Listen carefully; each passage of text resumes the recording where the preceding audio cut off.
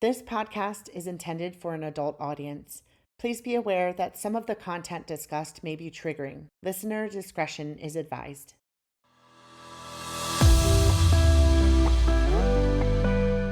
Welcome to Reach Out, the podcast, where we are dedicated to ending sexual violence through advocacy, counseling, education, and more. This is the official podcast of Reach Counseling, located in Northeast Wisconsin. You will learn more about the services we provide and hear from members of our team, sexual assault survivors, and the people who support them. We are so glad you're joining us today and would love to connect with you further. You can find out more about us by going to reachcounseling.com.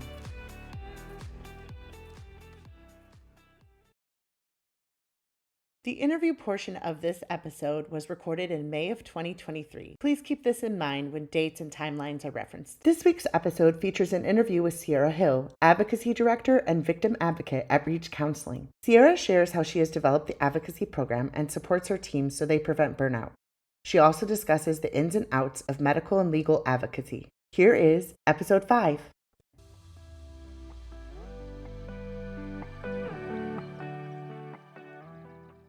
Thank you so much for being here, Ciara. I'm wondering if you could tell me a little bit about your background with getting involved with Reach and what your role here is. How I got involved with Reach was about 5 years ago. I was working for the Boys and Girls Club of Oshkosh, and I was asked to co-facilitate a Black girls healing group with them, and they let me know that the co-facilitator that I would be facilitating this group with was a therapist from Reach Counseling Services, and at that point I had no idea that Reach even existed, and so I decided to co-facilitate that, and she let me know that there was a job opening at Reach and that I would be perfect for it. Hey, get recruited right away. Right? And, it wasn't right away, but it was over the course of time, and I was like, I had just graduated from UWO. I had a young baby at home, and to be honest, I didn't think that I was qualified for the position, and once I went and applied for the position and I got asked to come in for a second interview, and then I was told I got the job, it just kind of opened a lot of doors for me and opened my eyes to the fact that I am qualified for a position like this, and that not only just off of my schooling, but also just life experiences as well. And so, that's kind of how I got to Reach. That was for the campus advocacy position. You mentioned earlier, now I'm the advocacy program director here at Reach, and so I've been in a few different roles here. Started off as a campus advocate, and then I transitioned into a youth and teen advocate / prevention educator. So I was going into the schools and doing that, and I love that because I did come from a working with kids background at the Boys and Girls Club, and so I am very passionate about youth as well. So I was like, this is perfect. And then I got this amazing opportunity to be the advocacy program director, and I was like, there's no way I'm missing out on that. I'll take it. So how long have you been in this position officially then? 2020. So okay. Right in the middle of the pandemic. Hey. It's crazy. It's perfect time to start a new role. But, to be honest, I think timing is important, and I think it was perfect timing for me in 2020 when there was a lot of being at home and, navigating that and the changes in society that was going on in 2020. It made a lot of sense for me to start, venturing off and using what I've learned over the course of the years that I've been at Reach to really take the program, to another level. So, yes. Yeah. So what do you spend the bulk of your time as the advocacy director doing? I know no day looks the same, but what definitely. Do you spend the bulk of your time and energy on? I would say, under advocacy, we have a lot of different programs from culturally responsive outreach, victim advocacy programs, also other specialized program under advocacy. So, that is a lot of individuals. So it's a big team. And I would say a lot of it is supervision, managing the different programs, grants take up a lot of my time, reporting on them, doing them. They take up a lot of time, but also I've done a lot of different projects since becoming the advocacy director to create more like policies and procedures and manuals to just make sure that like everyone, when they start off at Reach, is on the same page, or at least, close to it when it comes to the policies and procedures and how to go about doing like personal, legal, and medical advocacy and outreach. Because it for someone who doesn't come from an advocacy background, knowing what personal, medical, and legal advocacy is can be a hurdle to learn and to navigate through and to be like confident in doing the work too. So I've been doing things from, creating advocates of color retreat to a burnout prevention workshop to the advocacy workshop, different things to be more hands-on with the advocates to get them to a place where they feel confident doing the work. So that's a lot of it is really just working to make the program better by each year. And then the other bulk of it is victim advocacy. So I do still do direct service. I do have clients and that I have to help with medical, legal, and personal advocacy. So I like that about my job. I think it would be hard for me to do my job as an advocacy program director if I wasn't, providing direct service. Plus, that's how I fell in love with the work, is doing direct service. And so I still want to be making a difference within the community. And so victim advocacy is very important to me. Yeah, I have an educational background, and I noticed that a lot of administrators kind of come to that conclusion eventually, that they start out as teachers and then they go to administrators, and sometimes when they're not in the classrooms, they're losing touch with that. And so it's really awesome that you're doing the equivalent of that in your role, staying involved in the actual field, hands-on, so that way you're able to guide the people that you're supervising. And yeah, that's really needed. You mentioned a burnout workshop or a burnout prevention workshop. Yeah. And I know like some of our listeners probably work for other nonprofits and stuff. So would you be willing to kind of share a little bit about that workshop and what you talked about? Yeah, we want to make sure that people understand what burnout really is, what it looks like, and we want to make sure that people are equipped to have skills and techniques and things that they can just pull out when they're starting to feel like they may be getting closer to burning out, right? So a lot of people don't really know that they're in it till they're in it. And so we want to make sure that we're talking about it, we're being vocal about it, we're giving people resources, because advocacy does have a very high turnover rate because of the intensity of the work. And so we don't ever want advocates to feel or to get burnt out. So we want to make sure that people are still loving the work and that their cup is full. So we've been planning it, and so far what we have planned is we're going to take time to talk about self-care, and not just talk about it, but let's dive a little bit deeper into self-care. What are people already doing? What can people, like examples of self-care? So we have this wheel, the self-care wheel, and it has different things on it, from personal self-care to spiritual to work self-care, and we're going to pick a section on that and do an activity related to that. The activity that we picked is like vision boards. So we're going to have a bunch of magazines, a bunch of art stuff for people to use to create those vision boards. And then we are also going to talk about resilience. So there's this resilient wheel, and we are going to pick another section of that resilience wheel. So we have, we picked yoga, because that's something that helps with the mind, the body, and the spirit. So I'm curious, what is the number one thing that you make sure you do for self-care to avoid burnout for you personally? Having been in this field for quite some time now. Yeah. And, it's burnout is something that, like, before I got into this work, I didn't know it existed or what it looked like. But for me, it's about taking care of my body. So I work out. I enjoy working out at the gym, or I enjoy hiking as well with my family. I also enjoy spending time with my friends. I think it's very important that you stay connected to that social aspect. And for me, that's very important. So I do that as well. I also like spending time. So for some people, spending time with their kids maybe not be a form of self-care, but for me, I like doing events with my kids. I like taking them out into the community. So we like attending different things that's going on in the community that's family oriented, and just, spending time with them and just seeing their little faces light up and just be happy. It makes me happy and it fills me. So I like yes. I wanted to touch base on, you mentioned personal, medical, and legal advocacy. Yes. And, some people that are listening might not know really what that entails. Could you maybe touch on those three types and talk about what you do to help clients of Reach Counseling specifically in those?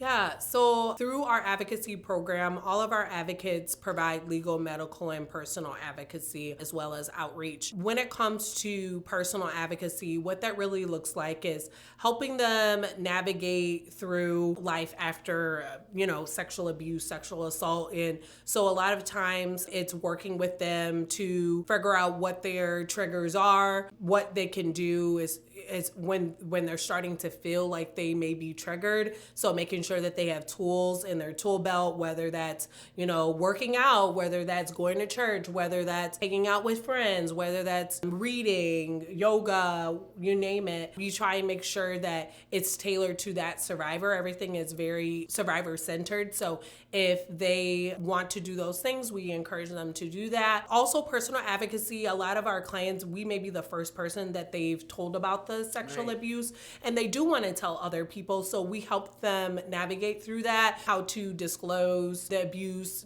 as far as the environment, where, how, phrases to use, words to use, so that they feel more confident. A lot of them want to share, but they're afraid of saying the wrong things or creating the wrong, environment to foster that very open and sensitive, conversation. And so we help them with that. Also, it's getting them hooked up with other resources in the community. So sometimes when individuals come to us, they've of course, experienced sexual abuse, sexual assault, but they may have other things that's going on in their life that they need help with or navigating through. So, sometimes they are in need of basic needs assistance. So if we can't provide it here, we'll hook them up with resources in the community where that is their jam, that's their specialty, such as, Goodwill, St. Vincent de Paul, Jake's Hope's House, Community Clothes Closet, all the connections and partnerships we have in the community, we utilize when survivors are coming here. And then sometimes we're just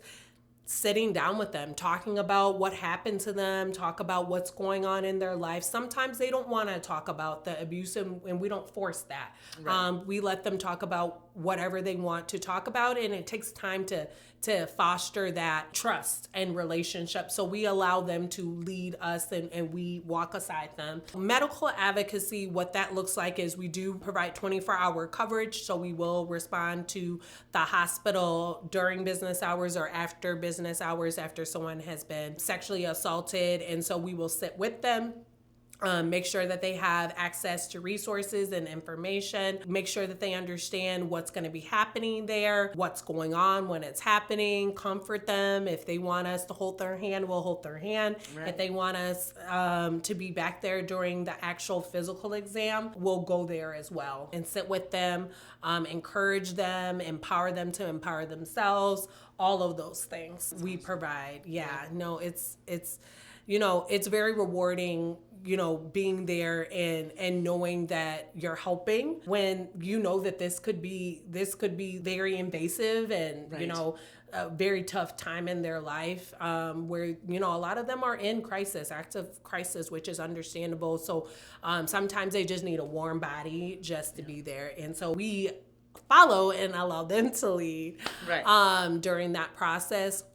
And then we'll also attend follow-up care as well. So if they need to come back to the hospital or they need to go to, a follow-up doctor's appointment because of what happened to them, we will attend that. We can also provide transportation there and back as well if that's a barrier. Yes, of course. And legal advocacy is, really working with the survivor through the criminal justice process. So some survivors, aren't wanting to report to the police. Some survivors are, and we let them decide when they're ready. Sometimes they start the process and they realize, okay, maybe I'm not ready, and we say, hey, we will be here when you're ready, just let us know. And what that looks like is, attending and accompany them to police reports, going with them to file that police report, be at the interview when they're being interviewed by the police department, encouraging them during that process, empower them and to empower themselves during that process, and just being there.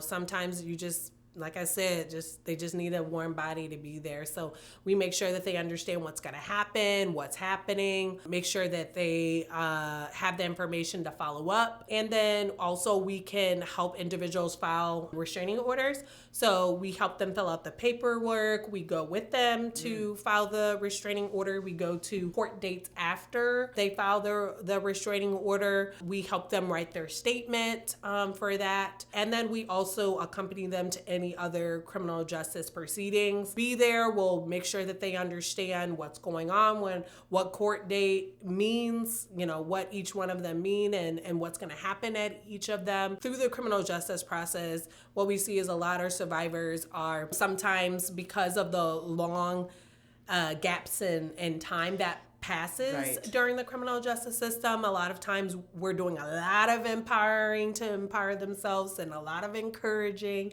and a lot of just keeping the momentum going.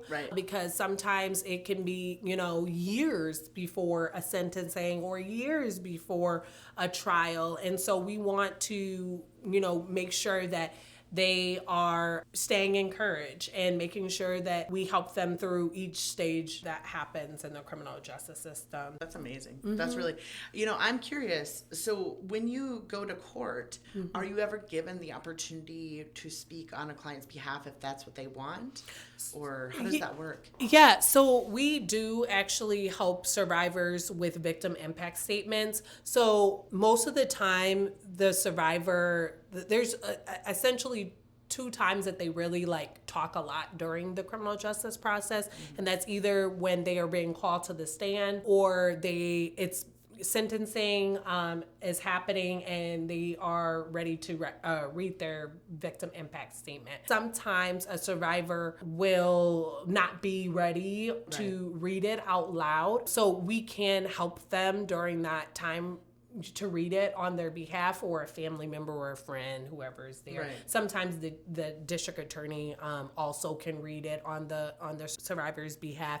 But our job really in the criminal justice system during those court dates is to encourage the survivor. So we don't do a lot of talking during that process. It's important that we're doing a lot of listening, because sometimes when the court process is happening at that court date, there's a lot going on, and sometimes they're not there because of all the emotions that they're feeling, especially when that may be the first time that they're seeing the perpetrator since what happened to them. So there's a lot of emotions that are happening during that time. And so sometimes they may not be actually actively listening. So our job is to be listening so that we can say, this is what the judge said, this is what, the DA said, this is what the defense said, and this is what's happening, this is going to be the next court date, that type of thing. So a lot of times we're doing a lot of listening. We may be taking notes too, so that we're able to give our client the information that they need. So you've been with Reach for 5 years, Yes. correct? So, and in that time, we've got a new executive director.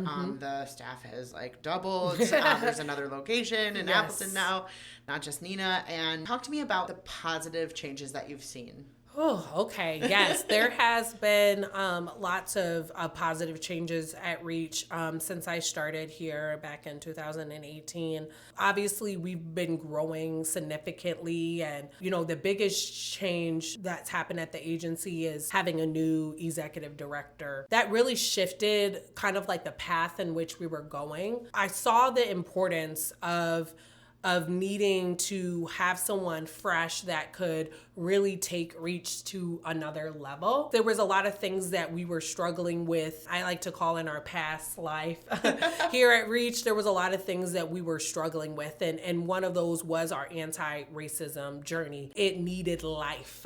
Right. It was struggling. When Kristen came, it was very clear that was one of the directions in which she wanted to really take the agency. And that was very important to me. To be honest, that is probably half of the reason why I stayed at Reach, is because I knew that we were headed in a direction in which I could get behind. I think it's important for us to realize that we have to draw attention to all forms of oppression. When we're talking about sexual violence, we can't talk about sexual violence without talking about the oppression that people of color face, or the LGBTQ plus community. It's important that we draw attention to that, because that is how we're going to progress. That is how we're going to be able to dismantle the systems that are put into place to actually continue the rape culture and to keep it going. And so we have to draw attention to that. So that's one of the biggest changes that I can speak of that I've seen at Reach since we started down, this path of, anti-racism. One of the things that I think was very important is that we looked at our mission, our vision, our values, and we revamped them to center that that important concept of anti-racism. And so each of those things, the mission, the vision, and values, that ties into our DEI work here, and it kind of sets the expectation if this is the way in which we're headed. And it's important that the people that are here, we all align with the importance of that being the forefront of what we're doing here, so that we can live out our vision of ending sexual violence. And so that's one of the big things that I think is important. And the other big piece is we hired a DEI consultant, and I think that also helped on a lot of different levels, that helped us with our strategic planning, so that we focus on our, revamping our mission, our vision, and our values. But we also started to look at the way that we're hiring, job descriptions, where we're posting, all of that matters when you're trying to actually do diversity, equity, and inclusion. You can't say you're doing it and not be doing it, right? It's gonna show, right? And so it's important to also walk the walk. Yep.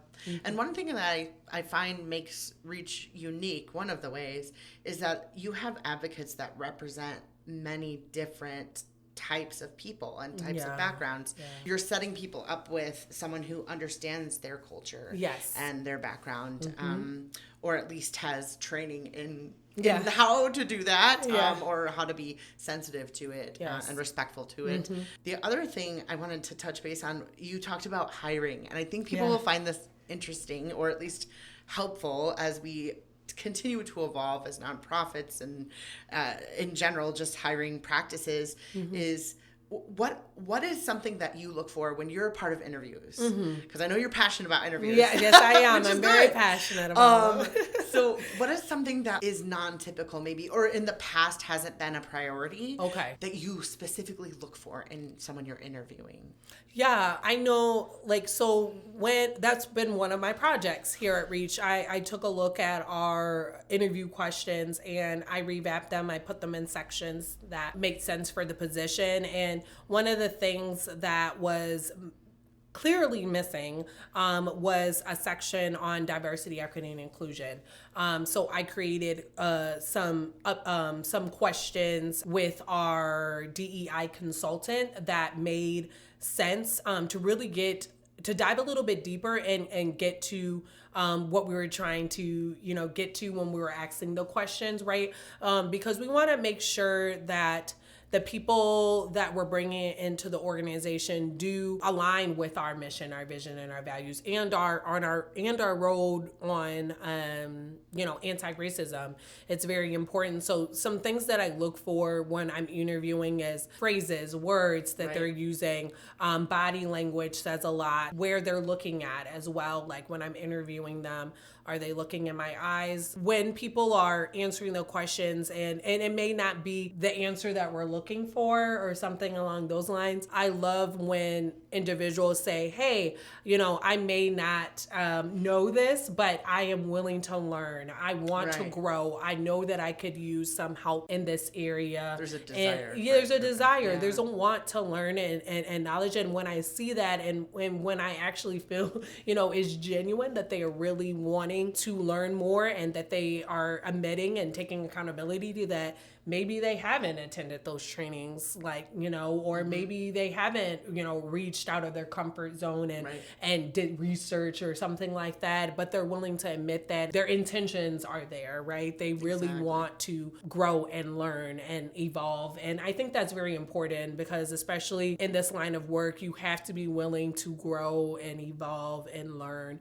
Otherwise, you will get left in the dust. Exactly. And it shows, and clients know, if you are closed-minded and you're judgmental and you're not welcoming of different perspectives or they're feeling like, you may not be there for them, they can tell. They can tell right away. And so it's important that we're having an open mind and that we're willing to continue to educate ourselves and to be uncomfortable. Right. That is where the real growth happens, is when you're uncomfortable, and you have to be willing to sit in it. You have to be willing to be uncomfortable for there to be real progress. Right. Another question I have for you is, since you lead so many people, you oversee a pretty big team for a nonprofit. Yeah. And how do you go about making sure that you're investing in the people on your team, but also not micromanaging, finding that balance? Yes. There's a balance. It's not,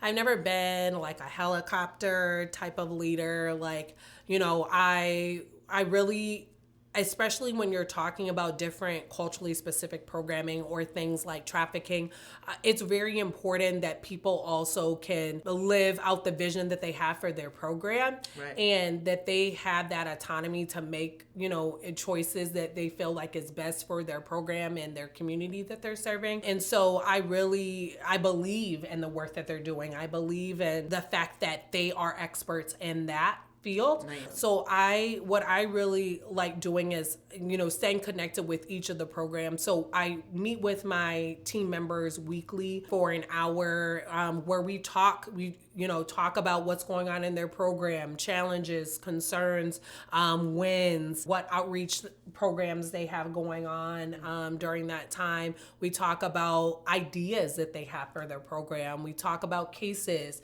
It's very important that, I don't need to know every detail of cases, but I do feel like there is some importance in staying connected with the advocates in their cases and make sure that, I'm kind of managing the caseload so that we can prevent that burnout that we were talking about earlier. It's very important. So we talk about that. Do you feel like you're at max capacity? Do you feel like you could take more cases? So that I have that in the back of my mind as I'm receiving referrals. We have trainings as well. So I've done some things things on like vulnerability, de-escalation. We like to take time at each of the meetings to do a team building exercise. So we actually start off our meeting with that. Yeah. That builds that team morale, that builds that connection, that trust. Yeah. I wanted to congratulate you on your 40 Under 40 honoree award. And I think one of the most inspiring things about you that I've come to find as I've spoken to you in the past is when I was talking to you about your advocacy workshop, and you mentioned something about wanting to always make sure that you're preparing Reach for longevity. Yes. And that even if, something happened to you or you couldn't be here or you needed to leave or parted way or whatever happened, that you set things up to run well and to continue to grow and do well. And I feel like that's the mark of a really healthy, strong leader. And so I just want to congratulate you. I imagine that's part of why you got honored in that way. 'Cause when you have that mindset, it's just so life-giving to an organization. I'd like to know in particular if you could give one piece of advice to a survivor out there that maybe is listening to this podcast and hasn't taken that step of sharing it with someone. What would you tell them, or how would you encourage them or make them feel comfortable to take that step? Yeah. The biggest thing is like knowing that someone is there for you. I think as a survivor myself, it's important to have someone that you can go to, that you can confide in, and there's no judgment. There's, supportiveness. There's resources. There's comfort. And there's healing that's taking place. That's one of our values here, is healing. And so I think it's important to let survivors know we're here whenever you're ready. There is someone here that will listen to you, that will help you navigate through what you're going through, like that you don't have to go through this alone. And that taking that first step to get help is a big step in your healing. Reaching out and knowing that, we'll be here for you. We're here for you. We want you to be better. We want to, share what we know, share our resources, so that you know that there's someone there for you. Right. I think it's just so important to that piece alone, just knowing that someone is out there and that they're there for you, I think is so big. Right. And I just want to clarify to anybody who is thinking about reaching out, and some maybe deterrence in their mind, it is confidential. Yes. They're in control of the trajectory of how this plays out. Yes. So if they don't want to press charges or they don't want to do medical things to, document anything, they don't have to. And there's no shame to that. No, absolutely Maybe they not. just want someone to listen to them or tell them what options are available to them. And also there's no cost associated to reach out. Yes. So advocacy services are provided by the grants and things that we receive. So it's not paid by the survivors. No, okay. Completely free. It's important that survivors are not paying for these resources. Right. I do not think, that is fair, that for survivors to have to pay for that, or for it to be a deterrence from them getting services. It's important for survivors to know we're here, and for the community to know we're here and what we do. Well, thank you, Ciara. Again, this was Ciara Hill, Advocacy Director and Victim Advocate at Reach Counseling Services. Yes. Thank you very much. Thank you.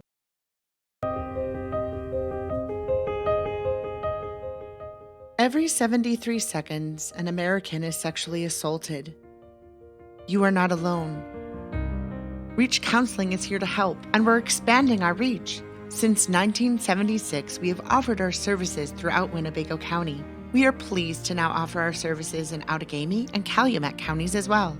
Reach Counseling is a sexual assault service provider for children and adults that offers culturally responsive outreach, prevention education, victim advocacy, trauma counseling, and sex offender treatment. As an anti-violence agency, we strive to heal lives and transform communities. Call our 24/7 helpline anytime at 920-722-8150. For more information, visit us at reachcounseling.com.